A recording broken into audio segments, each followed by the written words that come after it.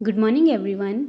Welcome to my YouTube channel Exam Hunt. तो guys कैसे हैं आप सभी और आप सभी की पढ़ाई कैसी चल रही है, कमेंट करके हमें ज़रूर बताइएगा। तो गाइस आज की सीरीज़ को हम स्टार्ट करने से पहले कल का प्रश्न देखेंगे और फिर आज की सीरीज़ को हम स्टार्ट करेंगे। अगर आपको वीडियो में कहीं भी कन्फ्यूज़न हो तो आप हमसे कमेंट करके पूछ सकते हैं। तो चलिए गाइस पहले हम कल का प्रश्न देखते हैं। कौन सा संस्थान मोबाइल वर्ल्ड कांग्रेस MWC 2021 की मेजबानी करता है? विच institution hostess the mobile world Congress 2021? A option है IEEE, बी ऑप्शन है GSMA, सी ऑप्शन है ITU या डी ऑप्शन है OMA। तो गाइस इसका राइट आंसर किसी ने भी नहीं किया था, तो आप सभी आंसर किया करें। तो जी हाँ गाइज, इसका राइट आंसर है ऑप्शन नंबर बी GSMA। तो आइए इसके बारे में कुछ महत्वपूर्ण बातें जानते हैं। मोबाइल वर्ल्ड कांग्रेस का दुनिया का सबसे बड़ा मोबाइल इवेंट 28 जून को स्पेन के शहर बार्सिलोना में हाइब्रिड रूप में शुरू हुआ। पिछले साल कोविड-19 के मामलों की अधिक संख्या के कारण कार्यक्रम रद्द कर दिया गया था। गूगल, नोकिया, XMI, फेसबुक और सोनी जैसे शीर्ष ब्रांड इस साल के इन पर्सन इवेंट में शामिल नहीं हो रहे हैं। MWC बार्सिलोना GSMA द्वारा आयोजित दूरसंचार उद्योग नवाचारों पर केंद्रित एक वार्षिक कार्यक्रम है। तो गाइस अगर आपको इसमें कहीं भी कंफ्यूजन हो तो आप हमसे कमेंट करके पूछ सकते हैं।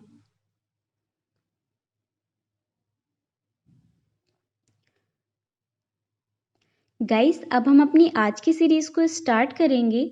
आज का पहला प्रश्न है K417N उत्परिवर्तन SARS-CoV-2 वायरस के किस वर्गीकरण से संबंधित है? K417N mutation is associated with which classification of SARS-CoV-2 virus? A option है अल्फा, बी ऑप्शन है बीटा, सी ऑप्शन है डेल्टा या डी ऑप्शन है डेल्टा प्लस। तो जी हाँ गाइज, इसका राइट आंसर है option number D, delta plus. तो आइए इसके बारे में कुछ महत्वपूर्ण बातें जानते हैं। भारतीय वैज्ञानिकों ने अक्टूबर 2020 में डेल्टा एंटी वेरिएंट की पहचान की और ग्लोबल डेटाबेस को सबमिट किया। डेल्टा संक्रमण जिसे SARS-CoV-2 B.1.617 के रूप में भी जाना जाता है। लगभग 15 से 17 उत्परिवर्तन होते हैं। इस डेल्टा संक्रमण में B.1.617 में 3 उप प्रकार हैं: B.1.617.1, B.1.617.2, B.1.6713, जिसमें B.1.617.2 डेल्टा प्लस को चिंता के एक संक्रमण के रूप में वर्गीकृत किया गया है।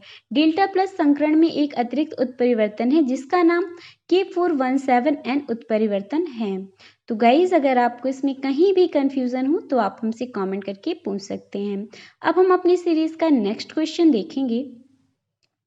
हाल ही में विश्व संगठन द्वारा किस एशियाई देश को मलेरिया मुक्त घोषित किया गया?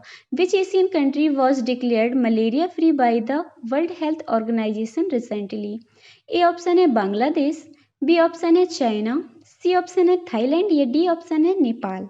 तो गाइस आप भी हमें कमेंट करके बताते रहिए कि इसका राइट आंसर क्या होगा।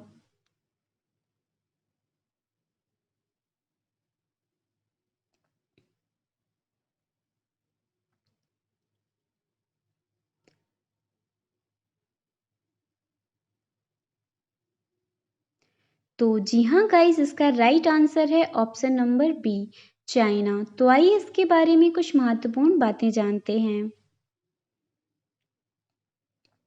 विश्व स्वास्थ्य संगठन द्वारा चीन को आधिकारिक तौर पर मलेरिया मुक्त के रूप में प्रमाणित किया गया है। 2016 में श्रीलंका के बाद यह टैग पाने वाला एशिया प्रांत दूसरा देश है। चीन ने लगातार 4 वर्षों से शून्य स्वदेशी मलेरिया के मामलों को बनाए रखा है। 1940 के दशक में इसमें अनुमानित 30 मिलियन मामले और प्रतिवर्ष 3 लाख मौतें हुई हैं। तो गाइस, अगर आपको इसमें कहीं भी कंफ्यूजन हो तो आप हमसे कमेंट करके पूछ सकते हैं।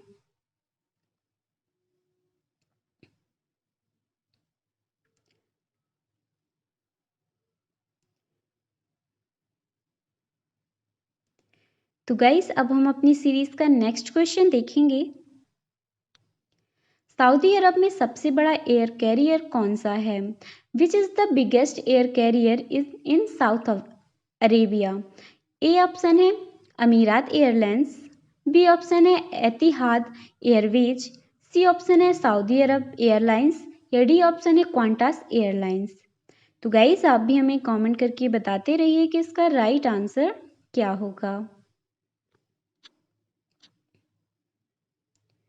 तो जी हाँ गाइस, इसका राइट आंसर है ऑप्शन नंबर सी, सऊदी अरब एयरलाइंस। तो आइए इसके बारे में कुछ महत्वपूर्ण बातें जानते हैं।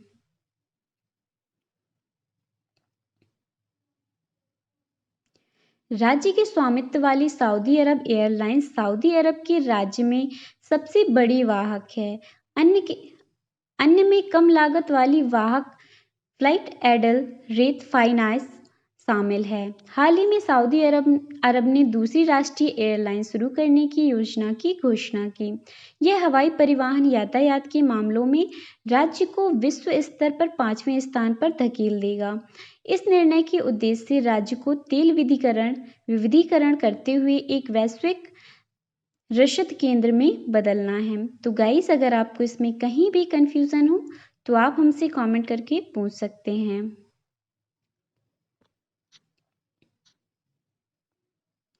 अब हम अपनी सीरीज का नेक्स्ट क्वेश्चन देखेंगे।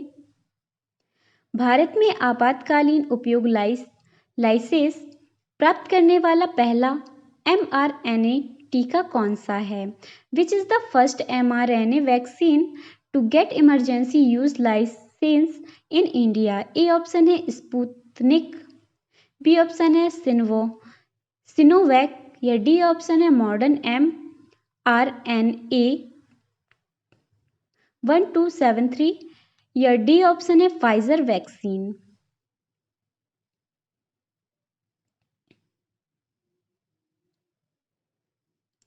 तो जी हाँ गाइस, इसका राइट आंसर है option number C, Moderna mRNA 1273। तो आइए इसके बारे में कुछ महत्वपूर्ण बातें जानते हैं। भारत ने अपनी चौथी कोविड-19 वैक्सीन और इसके पहले mRNA वैक्सीन मॉडर्न के mRNA 1273 को मंजूरी दी। इसे अमेरिका में स्पाइक वैक्स ब्रांड नाम से बेचा जाता है। अब टीकों के नैदानिक अध्ययनों को पूरा किए बिना भारत में आयात किया जा सकता है। मॉडर्ना वैक्सीन, जिसका प्रभावशीलता 94.1% है, भारत में भारतीय फार्मा कंपनी सिप्ला के माध्यम से उपलब्ध होगी। तो गाइस, अगर आपको इसमें कहीं भी कंफ्यूजन हो तो आप हमसे कमेंट करके पूछ सकते हैं। अब हम अपनी सीरीज का नेक्स्ट क्वेश्चन देखेंगे। कच्चे पाम तेल पर हाल ही में किस कर को घटाकर 10% किया गया? Which tax on crude palm oil was recently reduce to 10%? A option है उत्पादक शुल्क, बी ऑप्शन है सीमा शुल्क, सी ऑप्शन है माल और सेवा शुल्क, सेवा कर या उपरोक्त में से कोई भी नहीं, नन ऑफ दीज। तो गाइस, आप भी हमें कमेंट करके बताते रहिए कि इसका राइट आंसर क्या होगा। तो जी हाँ गाइस, इसका राइट आंसर है ऑप्शन नंबर बी, सीमा शुल्क, कस्टमर्स ड्यूटी। तो आइए इसके बारे में कुछ महत्वपूर्ण बातें जानते हैं। केंद्रीय अप्रत्यक्ष कर और सीमा शुल्क बोर्ड को हालिया अधिसूचना के अनुसार कच्चे पाम तेल और मूल सीमा शुल्क को घटाकर 10% और रिफाइंड पाम तेल 37.5% कर दिया गया है। यह कर कटौती ताड़ के तेल में प्रतिद्वंदी सोया तेल और सूरजमुखी के तेल की तुलना में अधिक आकर्षक बना सकती है, जिसके आयात को बढ़ावा मिलेगा और खाद्य तेल की कीमतों में कमी आएगी। यह कम कर की दर से 30 जून से 30 सितंबर तक लागू रहेगी। तो गाइस अगर आपको इसमें कहीं भी कन्फ्यूज़न हो तो आप हमसे कमेंट करके पूछ सकते हैं। अब हम अपनी सीरीज़ का एक स्पेशल क्वेश्चन देखेंगे जिसका आंसर आपको हमें कमेंट करके बताना है। और गाइस अगर आपको वीडियो पसंद आया हो तो आप इसे ज़्यादा से ज़्यादा शेयर भी करिएगा। तो चलिए गाइस पहले हम अपना स्पेशल क्वेश्चन देखते हैं। कौन सा संगठन TOEFL और GRE परीक्षण आयोजित करता है?